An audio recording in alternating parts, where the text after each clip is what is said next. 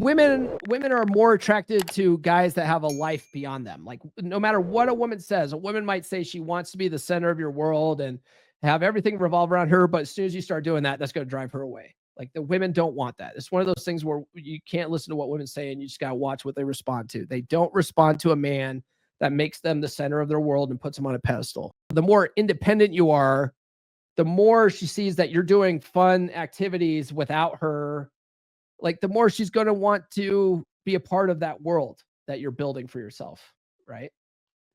It's naturally attractive.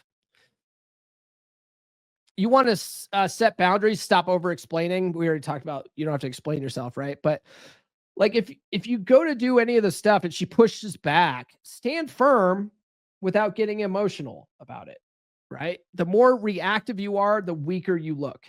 That's why we say, you know, never dear, always Luca, right? That's why we use tools from, like, when I say no, I feel guilty, right? Like fogging, negative inquiry, all that kind of stuff, because you're not reacting to her emotions. You're not even jumping on her emotional roller coaster, right? You're the most calm person in that moment, and the calm person's always going to win. Okay.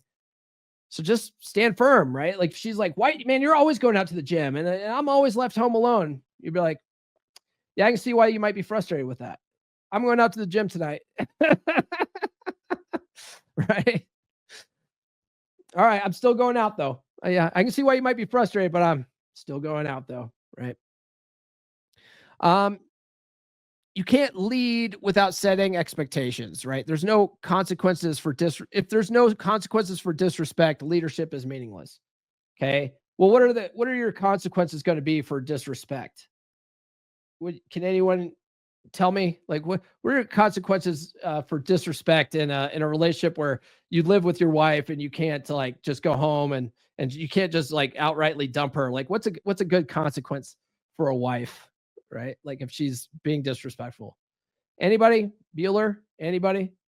I'll let you guys marinate on that. Ah, there it is. Ding, ding, ding, ding, ding. Oh, that's not it. Here it is. Ding, ding, ding, ding, ding. John says, take away time. That's right. You just remove your time and attention. Right? Time and attention is the coin of the realm in girl world, right? Your time and attention, time, money, and attention, if you want to go MGTOW with it. But your time and attention is your most important value in the relationship. So if she's being disrespectful, you're like, "We're not dealing with this right now. I'm taking off," right? So you got to have consequences. You got to not be afraid to walk away and mean it, right? The strongest negotiating position is the person willing to walk away and mean it, right? Plan and execute without seeking permission. Start with small decisions and build up. Plan activity and inform, don't ask. "Hey, we're going out Saturday night." Right? "Hey, I made plans, we're going out Saturday night." That you're informing her of it, you're not asking for her permission. Okay? You want to handle the logistics yourself. So a man who plans and executes without hesitation is naturally respected. This is something that, guys, I encourage guys to get in the habit of, right? Be the guy that plans date nights. Be the guy that looks for cool new activities to do in town. Like, it's pretty easy to do, like, if you go on Instagram and follow, like, certain accounts that'll tell you what's happening in your area, like, you usually get pretty good ideas of places to go and restaurants to go see, and venues to go to, like music environments. I took Nurse Chick out last year to a dueling piano thing, and I found that from some Facebook group post. They had some kind of event going on, and I was like, "Oh, what's this event? Oh, they have dueling pianos. Oh, that would be a fun thing." And I was like, I asked Nurse Chick, "Hey, you ever been to dueling pianos?" And she's like, "No." And I'm like, "Well, you're gonna learn Saturday because I got tickets, right?" Like, I actively look for stuff like that, and I make those plans, and I just tell Nurse Chick, "Hey, we're doing this sort of thing." Um, Women like that. Like, it's a part of the three T's: tease, touch, and tell. You're making plans and you're telling them what you're doing. They like that. You're taking the lead there. So you want to start with small decisions. You want to handle the logistics, and you want to take responsibility for outcomes without complaints, right? So you're going to lead both successes and failures. right? You're going to own successes and failures. Like if you plan an evening and it's not going the way you planned, like own that shit. Like don't be posting the blame with everybody else. Just own that. Be like, well, that didn't work out. Let's go and do this instead. This will be more fun, right? Just have a plan B and just go with a plan B, but just own it, you know? Speak less and act more, right? Words don't rewire attraction. Actions do. Stop trying to convince her, demonstrate instead, right? This is where I say talk about it or don't talk about it, be about it. Rollo says demonstrate, don't explicate. Like both of those statements are very rhyming. Pretty easy to remember. Okay. You can't talk about it. You have to just be a guy that naturally starts making decisions, starts confidently, taking initiative with some of this stuff, and you start running with this stuff. Okay. The best part about all of this, and I can't sell it enough. Like I can't oversell it. The best part about setting the tone and leading that guys just don't realize the benefit is you always get to do what you want to do. Always. You always get to do what you want to do, right? You got to look at it from that point of view, right? If I'm always the one making decisions about where we're going to eat for dinner tonight, I always get to eat what I want to eat without fail. Right? Even if you don't necessarily care where you want to eat. Okay, cool. Well, if I don't care, then I don't care what place I pick. What places do I like? Right? And start thinking of like 2 or 3 places you like and then flip a coin to pick one, right?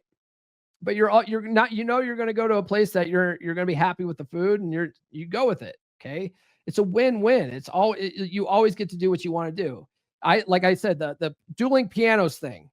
Like I like dueling pianos. I went to one, God, years ago in Denver. I don't know if they're still there, but there's a place there called Sing Sings. I think they're a national chain. I went to a Sing Sings event, and God bless, that was one of the coolest shows ever. And so I knew if I took Nurse Chick to a dueling piano show, it was going to be fun, right? So I was like, we're doing dueling pianos, So you always get to do what you want to do. It's the best part about taking this mental model that you're the leader and you're setting the tone and leading. Right. So stop trying to convince her. You got to demonstrate instead. Silence and certainty are more powerful than rambling justifications. Right. Leaders don't over-explain themselves. You don't have to over-explain yourself. Right. Sometimes, man, I had it's off topic, but on topic, right? Like leaders don't over-explain themselves. I had to have with my day job, I had to have some negative conversations like a week ago with a couple of guys. And one of the things that I learned from Robert Glover is like when you're breaking bad news to people, it's best to say it in like, 1 or 2 sentences at most, right? Don't over explain it. Just say, this is the way things are. And you do that with breaking up with people. Like, hey, I'm not feeling a spark. I'm going to end things. Best of luck in your dating, right? Like that's kind of maybe 3 sentences, right? But no more than that. You don't have to over explain why when you're delivering bad news, right? So same thing goes when you're making these decisions. You don't have to over explain why you want to go to Chili's tonight instead of Applebee's. We're going to Chili's tonight, right? And then the less you argue with her, the more she'll follow. Right? Leadership isn't about winning debates; it's about proving competence. And this is where, like, if she does, like, if you learn all the techniques, especially all the stuff that I talk about, and get her to fuck you again, like Luca model and fogging and all that stuff, you'll never get into an argument, right? Because you're the one that's going to lead that interaction, and you're going to be doing it with these tools from a position of authority. You never have to get into an argument. Right? She might get mad. She might throw a fit and make some comments and stuff like that. But you're going to act with like indifference or, cocky, funny behavior, and you're going to not take it seriously, and you're still going to get your way. It's going to work great. And the more you do that sort of thing, the more she's going to be like, nah, he knows what he's doing. He knows what he's doing. I guess we'll follow. And then she's going to start feeling better about it.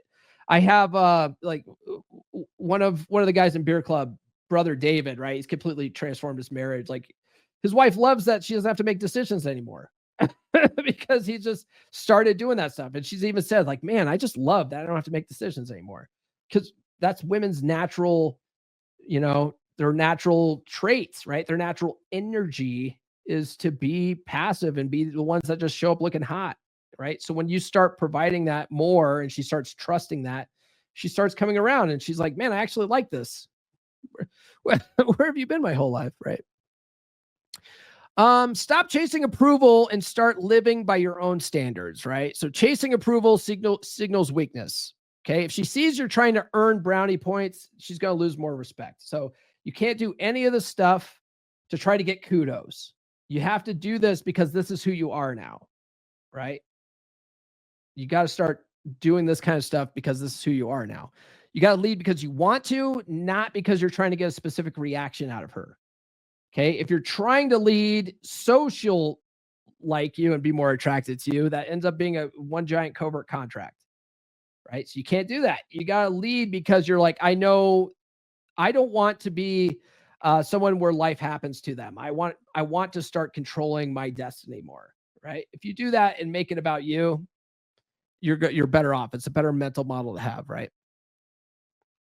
When you make decisions for your vision, okay, like you start going, I want to be an active participant here in my own life. I'm going to start making shit happen for me.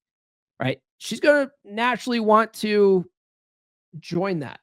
Right. She's eventually going to come around and be like, yeah, I like where he's going with this. I like the directions this is going. And the more self-sufficient you are, the more she's going to want to be more a part of your life. Right. The captain of a strong ship doesn't need to beg for loyalty. Like the crew will die for him. Like they'll go to hell with him. I had some captains in the Navy, where, man, first captain was pretty cool like that. Like I would say that the crew really liked him, followed his lead a lot. My second captain was kind of a pussy. My last captain, he was the kind of guy who I distinctly remember. One of my friends, he retired as a senior chief. He told me, he's like, man, I'd follow that guy into fucking hell. Right. Like a good captain, a good leader will inspire that. Right. When someone like really trusts your judgment and they know that you're doing the absolute best and that everything is going to work out under your leadership. And if things don't work out, you have a contingency plan. Like if you're that guy, people want to go to war with you. Right. Same thing with your wife, right? She'll want to join that lifestyle. She'll want to be a part of that. She'll want to be a supporting member of that mission, right? But you got to inspire that. New episodes every Monday, Wednesday, and Friday. Subscribe now.